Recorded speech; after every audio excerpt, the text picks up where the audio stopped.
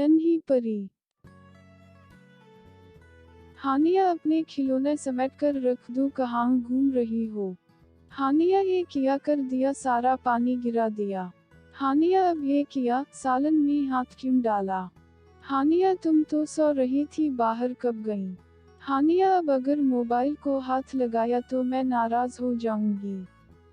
हानिया हानिया और बस हानिया पूरे घर में। नाजिया अपनी 3 साला प्यारी सी बेटी की शरारतें और इसकी फैलाई चीजों को समेटती रहती।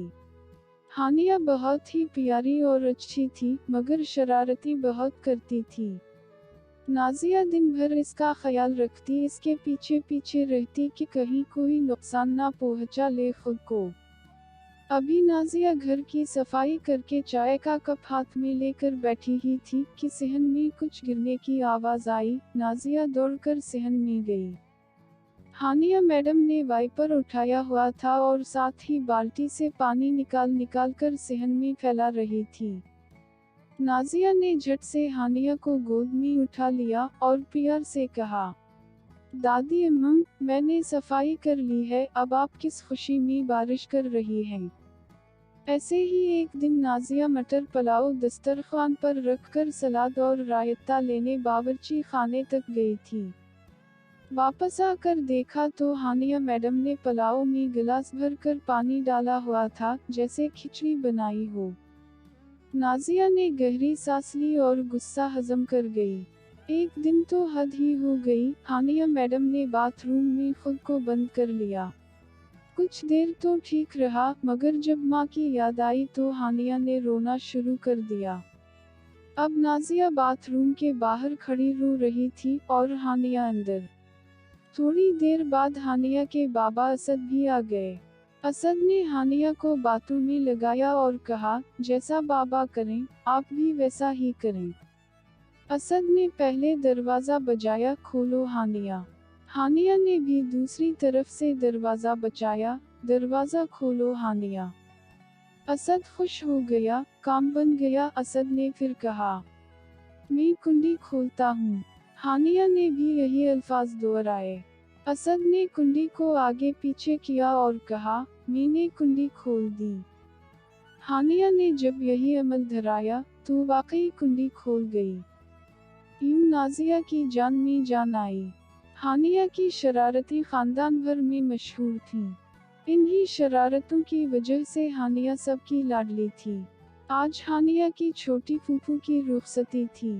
घर में शादी का माहौल था, सब तैयारियों में मसरूफ थे। हानिया को भी गुलाबी फराक, गुलाबी पंपी और रंग बरंग क्लिप्स से बालों को सजाया हुआ था।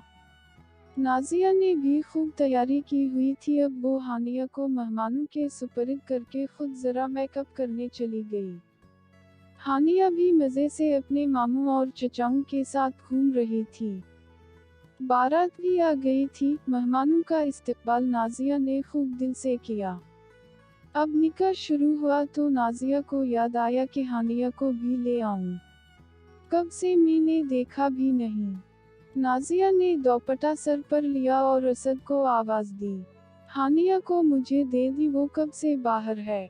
असद ने चारों तरफ निगाह दौड़ाई, मगर हानिया तो कहीं भी नहीं थी। असद ने कहा, देखो अंदर ही होगी। नाजिया ने कहा, नहीं, वो अपने चाचू के पास थी, आप पूछिए, इन्हीं के पास होगी। असद ने नाजिया को अंदर जाने का कहा और खुद हानिया को तलाश करने लगा। कुछ देर बाद निकाह भी हो गया। अब रुखसती की बारी थी। असद ने बहन को मोहब्बत से रुखसत किया, मगर हानिया अब तक लापता थी।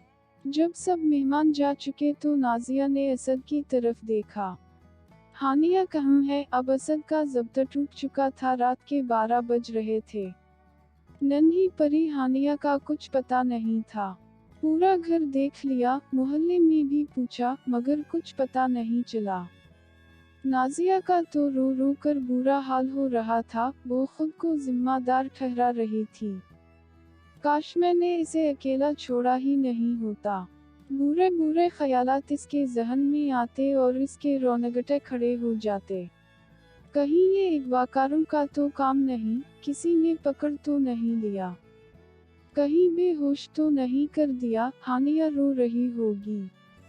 उसी दर्द और अजियत में रात के 2 बज गए।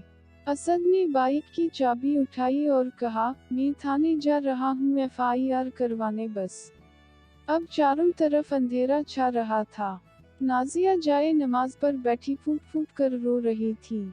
तभी टेबल के नीचे से नन्ही सी आवाज आई, मामा, मामा। हानिया आंखों को मसलती हुई माँ की गोद में बैठ गई। इस वक्त अक्सर हानिया भूख से जाग जाती थी। मामा, नाना थाऊंगी। इस आवाज ने घर वालों के चेहरे चमका दिए, सब जोर से हंसने लगे। असद ने हानिया को गोद में उठा लिया। मैडम, आपकी आज की शरारत ने तो हमारी जान ही निकाल दी थी। कोई टेबल के नीचे भी सोता है क्या?